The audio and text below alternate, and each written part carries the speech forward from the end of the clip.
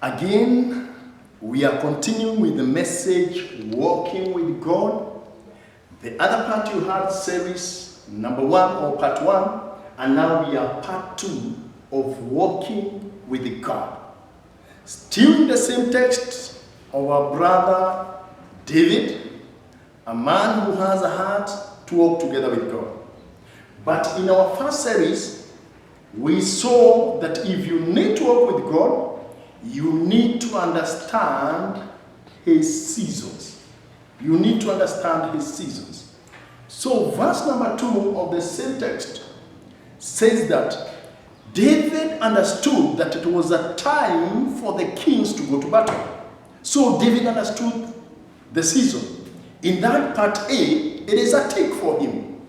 But now verse number 2, regardless of knowing that he was a king, and one thing that kings did during the old time of the Israelites, they led in the battles. Kings, their work was not to stay in the palace. They were to lead the rest of the army, being in the front line, and they were able to lead them. That's why God says he's the commander, because he does not just send Israel into the battlefield. He leads them into the battlefield. So David also is a king. He leads them into the battlefield. Kingship is a position. It's a position of authority. Authority, exercising the power of authority. That means he's a ruler. Why is it important to know this? Because God has made David already the king of Israel. He has given him the mandate to rule in that place. He has given him the power that he needs to execute anything that he wants. Therefore, even if he's going to the battle, he's not going with his own power. He's going with his power.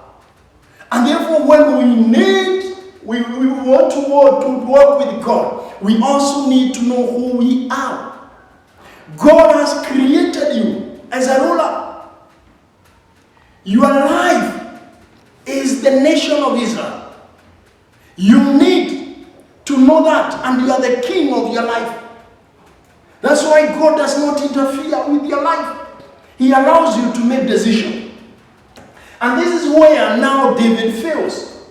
Because kings make decisions. And when they make decisions, nobody who can question the king. And therefore, in this sense, David makes a wrong decision. He makes a decision not to go to the battle. Remember, he knows he's the king. He knows it is the right season, but he decides not to go to the battle. For reasons that we said in series number 1. We said maybe he had friends he wanted to hang out with. Maybe he had a very good program to watch. Maybe he just wanted to rest on the bed. Because the Bible says that when he arose from the bed, maybe he just wanted to rest. The decision may not look evil. The decision may not look satanic. But let me tell you, it is a ground enough that can allow the enemy to access. Brethren, God has given us life and with the ability of free will to make decisions in our lives. And that's why God does not coerce us to walk together with him. He does not take us by force, saying, come here, walk together. No. God waits for us to walk willingly, cheerfully into the battlefield. David decides not to go there. What does he do instead? And this is where my message is. David delegates. The Bible says he sends Joab, his junior, one of the commander of his army. He tells him, Joab, come here. I'm not going to the battlefield. I want you to go on my behalf. Brethren, let me tell you, David is the man in charge, and God expects him to be in charge of the battle. He does not want him to delegate his responsibility to another person. We are living at times when we are very good people like David.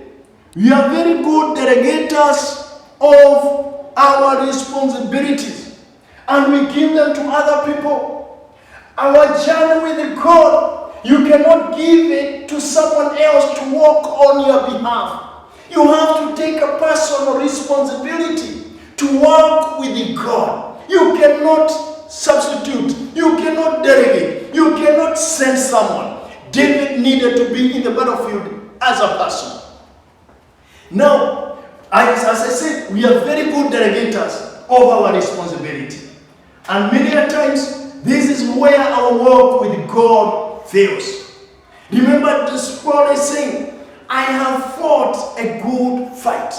Nobody fought on behalf of Paul. It is him personally who has fought. Number one, which are the battles of life? Your life is a battlefield. And I have said again, you cannot delegate the responsibilities that you are supposed to do personally to another person. Maybe I'm speaking to you, you are not born again. The issue of being born again, you cannot delegate it to another person. Even if your parents are a pastor like me, even if they are good believers, you can never delegate the responsibility of getting born again to your parents. It is a personal responsibility in your life. And we have so many people who like saying, Pastor, tafadhali nakutuma uniompe. The journey of walking together with God, you cannot send someone to do it on your behalf. We have the other battlefield that we cannot send somebody on our behalf. It is the issue of family. And here I would like to expound a bit. And I hope that you have copied this. If you are writing somewhere, you have copied that. So let me write here that your personal life is a battlefield, and you cannot send someone to get saved on your behalf. Salvation is a personal responsibility. If you want to walk together with God, you should make Christ your personal Savior. Come at the cross. Bear that responsibility. Don't just lie at home. Don't just lie like David, doing nothing by just sending people. Number two, family. This is where we have failed to walk with God. Every time we are complaining, marriages are not working, children have become so disobedient. Every time we are complaining about marriage. But let me tell you, God is there. He's ready to work with us in our families. But we have decided not to work together with Him. Instead, we delegate our responsibilities. Husbands, we have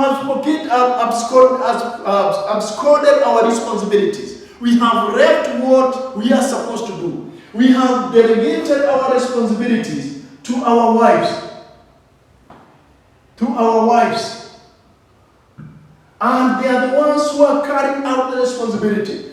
If as husbands we want to work together with God, we should take the responsibility. The Bible says, husbands, love your wives as Christ loved the church.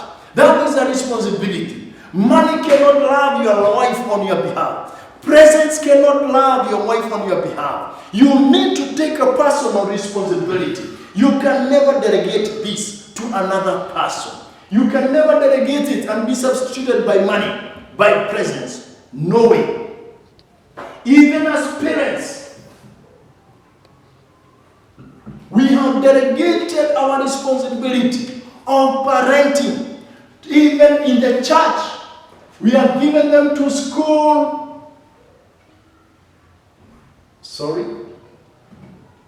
To Sunday school teachers.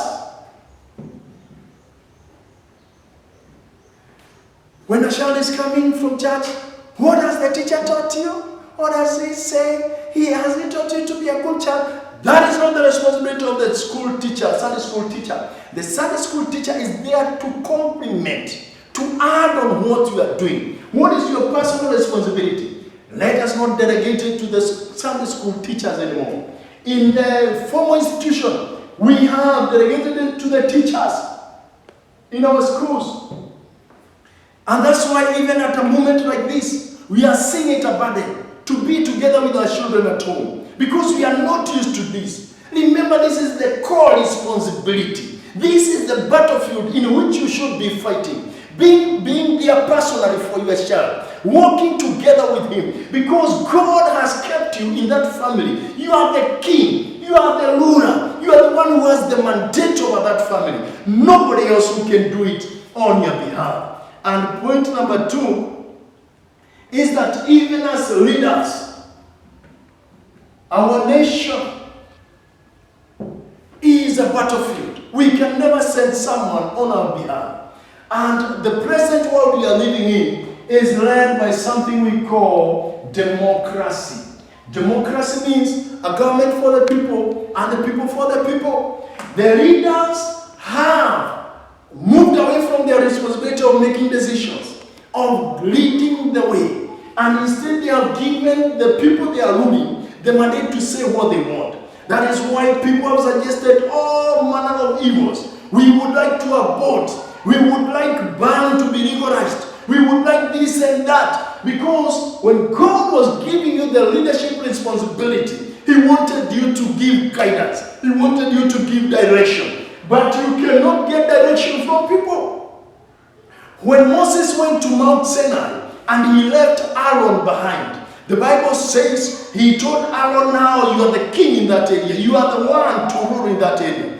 But Aaron listened to the people. And they told him, Aaron, we don't know how long Moses will take in the mountain. We would like you to make us a God that we can be able to see. Make us a golden calf. They told him what they want to be done. Instead of Aaron telling them what the law of God says. Can we also have fallen in the same trap as ministers of God? We are leaders in the church.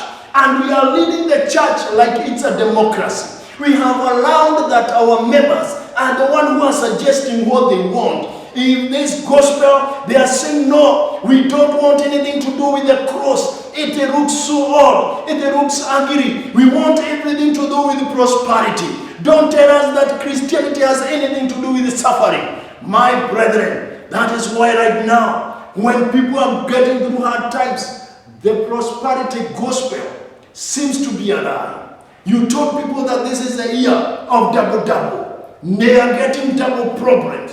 Where is the true gospel? We need to tell people what God has sent us, because we are the leaders in that congregation. We ought to tell them and guide them, not wait for their views in order to know what sermon we shall preach. May the Lord help us. We have delegated our responsibilities. And it is my prayer, as I end up this, that the Lord will help us, that we will not be good people to delegate responsibility.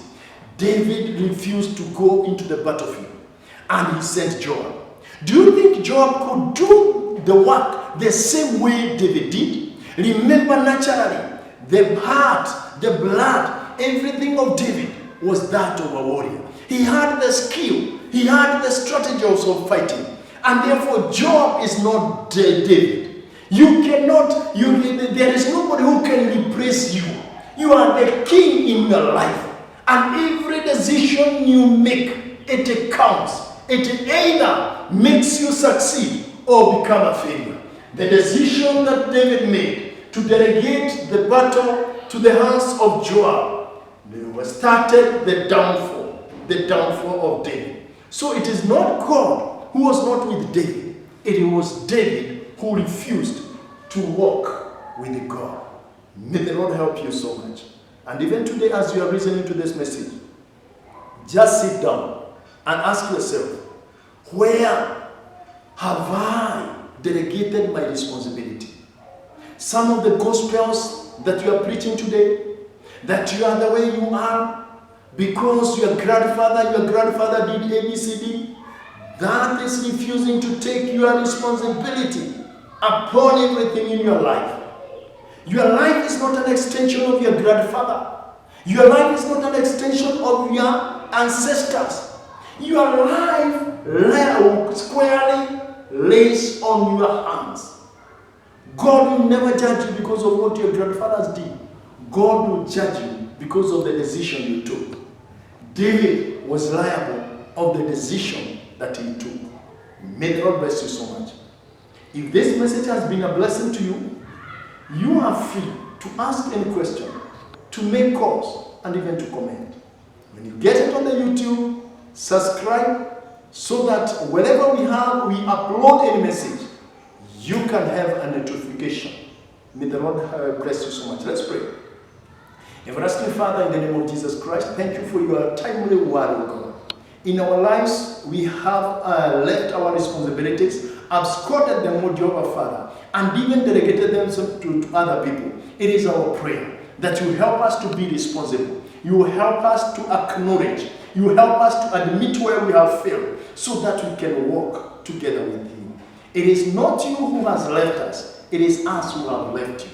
We pray for thy forgiveness, for it is in Jesus' name we pray and offer thanks. Amen. Amen. God bless you so much.